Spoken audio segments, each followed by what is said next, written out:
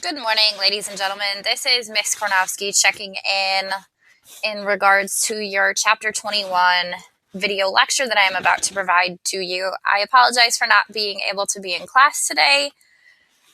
I felt it was important that you got the information from this chapter, so here is me video lecturing for you.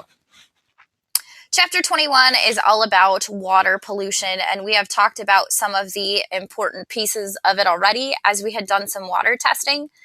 So here goes. The first thing I want you to be familiar with from the chapter is the core case study, using nature to purify sewage. There are new water treatment plants. A lot of people refer to them as green machines that treat wastewater and purify it with a living machine. What this does is it allows plants, snails, zooplankton, crayfish, and fish to take some of the pollutants out that they can use before the water gets treated and then reused for our daily tasks. Usually these large tanks are held in a greenhouse. As you can see in this one, they are. And basically they just rely on these organisms to take the waste out and treat it. Usually before it is reused for daily tasks, they run it through and it's purified with chlorine before the water can be reused. Water pollution we classify in two categories, as well as the other types of pollution. We classify it as point source pollution or non-point source pollution. Point source pollutants, you can locate the specific location where they're coming from. For example, drain pipes, ditches, and sewer lines. Non-point source pollution cannot be traced to a single site of discharge or where it's coming from. This could come from the atmosphere. It could come from agricultural, industrial, and residential runoff.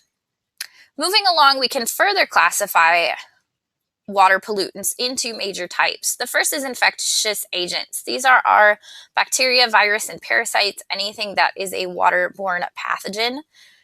Back in the 1990s, there was a cryptosporidium outbreak in Milwaukee County where a bacteria had been found in the city water system, and the only way of being able to use the water the only way you could use the water is that you had to boil it. Secondly, we've got oxygen demanding waste. This could be animal waste and plant debris that would end up in aquatic ecosystems. What happens is as this plant debris and waste matter breaks down in the aquatic ecosystem, it requires oxygen in the process, and it has a tendency to suck out oxygen out of the water, which the aquatic organisms need. We referred to this particular situation as we watched Poison Water, and we talked about dead zones. Plant nutrients, nitrates, and phosphates that are usually added into aquatic ecosystems from sewage, animal waste, and inorganic fertilizers. These were two of the molecules that we were testing for in our water tests last week. Organic chemicals such as oil, gasoline, plastics, pesticides, cleaning solvents are usually added to aquatic ecosystems from industry, farms, and households. Inorganic chemicals such as acids, salts, and metal compounds. Salts end up as a result of runoff in the wintertime. You could test to see what the salt concentration would be in aquatic ecosystems that are found close to the road in the springtime, and it's likely that you may find some concentrations of salts. Next, we have what turns the water cloudy. Sediment, both soil and silt, as a result of land erosion. And finally, the last one is thermal pollution. This is probably one you probably haven't thought of, but thermal pollution for electric power plants and industrial plants that are located off of aquatic ecosystems, they contribute heat pollution as the water exits the plant at a different temperature than what they pull it into aquatic ecosystems. This causes a tremendous problem for fish as they are required to live under very specific temperatures. We can test for some of the bacterial agents through a fecal coliform bacteria test, and that gives us an indicator if there is bacteria in the water. When we take a look at water pollutants, one of the things that we're really interested in that will help us indicate the quality of the aquatic ecosystem is the dissolved oxygen concentration.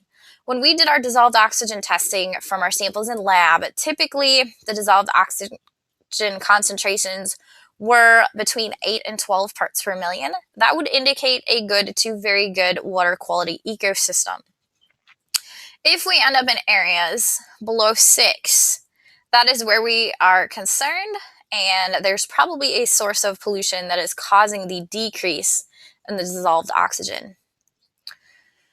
Flowing streams usually have the ability to recover from a moderate level of water pollutants if they are not overloaded and their flows are not reduced. In a stream, we take a look at the breakdown of biodegradable waste by bacteria through a dissolved oxygen sag curve.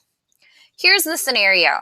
In this area here, this pipeline, this is where organic waste is being pumped into an aquatic ecosystem.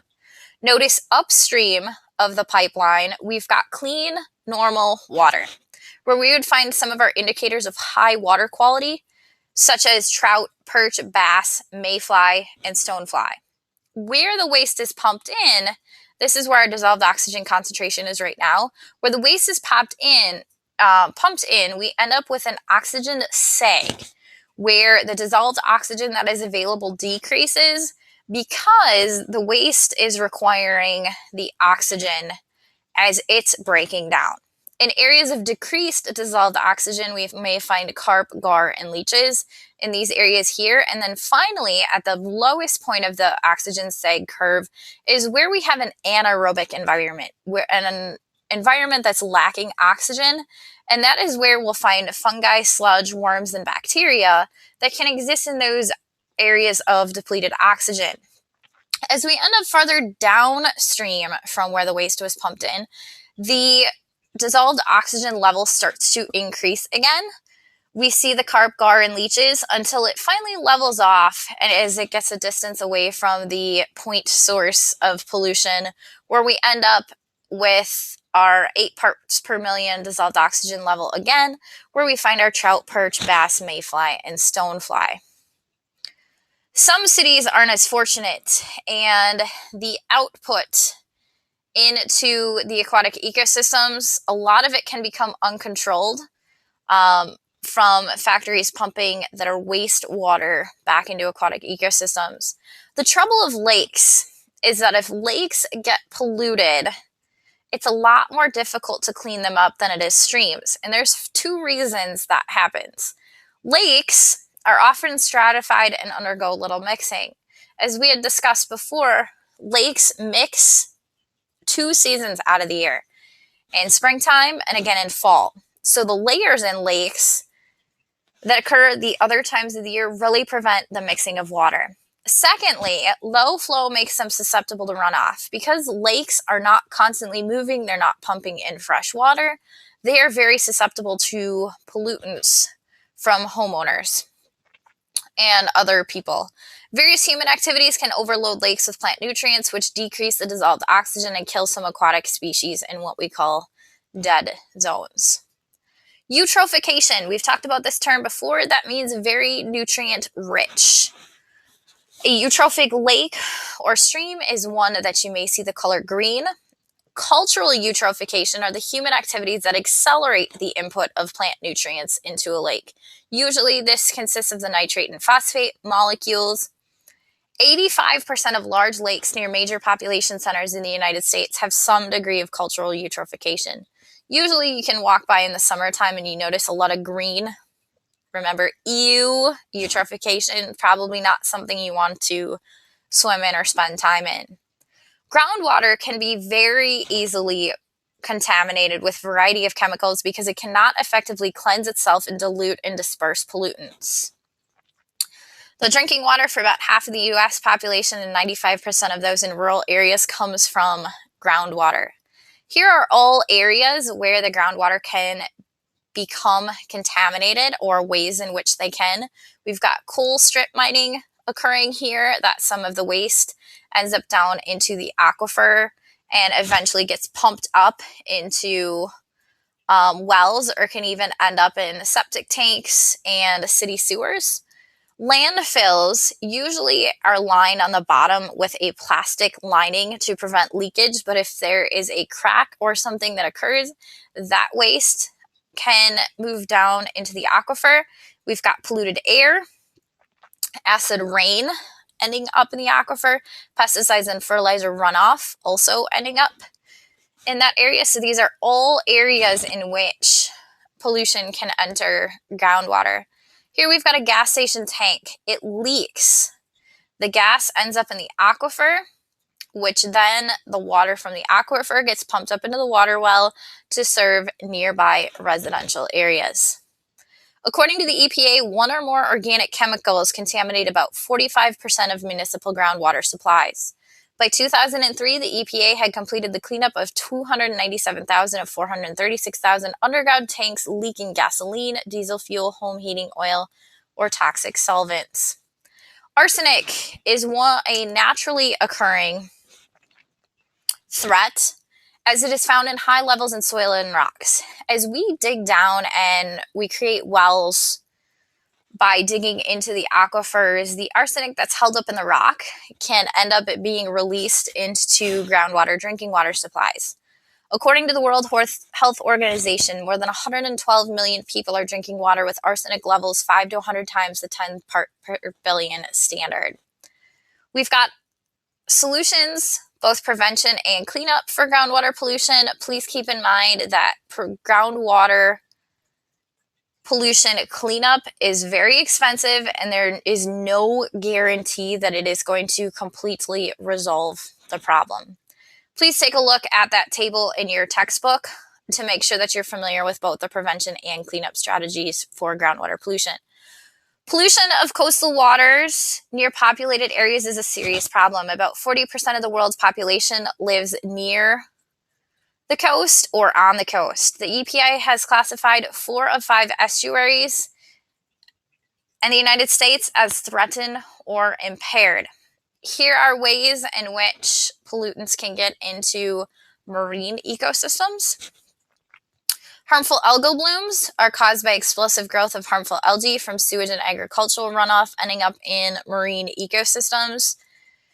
In the Gulf of Mexico, there is a large zone of oxygen-depleted water that forms for half of the year in the Gulf of Mexico as a result of a harmful algal bloom.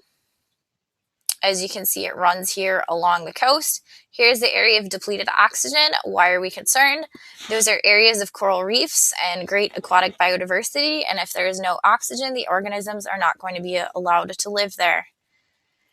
We had taken a look at the video, Poison Waters, the Chesapeake Bay and Estuary in Trouble. Here's the Chesapeake Bay on a map. What I want you to recognize is there are a tremendous amount of rivers and creeks that end up flowing into the Chesapeake Bay. In the blue areas are areas where they're finding no oxygen. In the orange areas, they're finding areas of low oxygen. The concern here is we've got an estuary, an area of what tends to be rich biodiversity that is now being ruined due to the decrease in dissolved oxygen. If there are areas of agriculture and farming in all these areas surrounding the river, it has the potential of moving its way into the Chesapeake Bay. Oil pollution, it comes from both human activities on land as well as oil rigs in the ocean.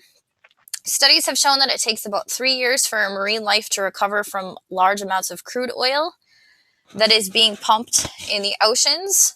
Refined oil, it takes organisms 10 to 20 years for marine life to recover. So it is a lot more difficult for organisms to recover from a refined oil spill versus a crude oil spill, which would be the result of something going wrong on an oil rig. That is something you want to be familiar with.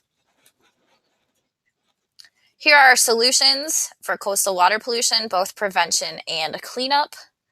Please take some time to look these over. The key to reducing non-point pollution, which most comes from agriculture, is to prevent it from reaching bodies of water. There are different ways that we can do this. We can reduce runoff by planting buffer areas of plants in between agricultural fields and aquatic ecosystems. We could locate feedlots away from steeply sloped land.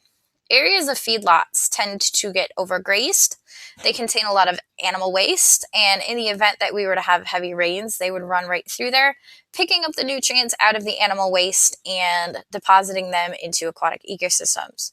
We could create what are called flood zones and protect our surface water. One of the last things I want to share with you right now is the water treatment process. How do we treat sewage? There are two main steps in sewage treatment: primary sewage treatment and secondary sewage treatment. Primary sewage treatment is a physical process. You need to remember that it is a physical process. This is where we are taking most of the solid waste out of the water. We use screens and a grit tank to accomplish this, and we allow some of the solids to settle so that we can capture them out of the water. Once most of the solid material is taken out of the water, we've got what's called the secondary sewage treatment process. This is a biological process in which we introduce aerobic bacteria, and they remove up to 90% of dissolved and biodegradable oxygen-emitting organic waste that's found in the water. So first we've got primary treatment. That's the physical process where we take out all of the large waste. Secondary sewage treatment, where we introduce aerobic bacteria that help break down some of the smaller organic waste. Here's a picture. We've got a bar screen, which the large waste is taken out, a grit chamber. The waste settles to some of it settles to the bottom and stops there. Then finally, we've got a settling tank. We let the water sit for a little bit. The sludge we filter out into a sludge digester. And finally, once we get all of the solid out in primary treatment, we move into secondary treatment, where we introduce the bacteria, and the bacteria take out all of the smaller organic waste. Finally, in a water treatment process, we usually have UV water treatment. We introduce ultraviolet rays to the water to kill out some of the bacteria, and then usually it is disinfected with chlorine before it is pumped out to the river, lake, or to the ocean. Thank you for your patience in this particular lecture. If you have any questions, don't hesitate to email me, or feel free to ask me questions at the beginning of class on Wednesday regarding your Chapter 21 study guides. The next thing that you are going to watch is the actual water treatment process as it occurs in real life, a YouTube video called From Flush to Finish. I would ask that you take some notes, relate what you saw in this lecture from primary treatment, secondary treatment, and chlorination to the processes that you see in the video. Have a great day today, and I will see you in class on Wednesday. Thank you.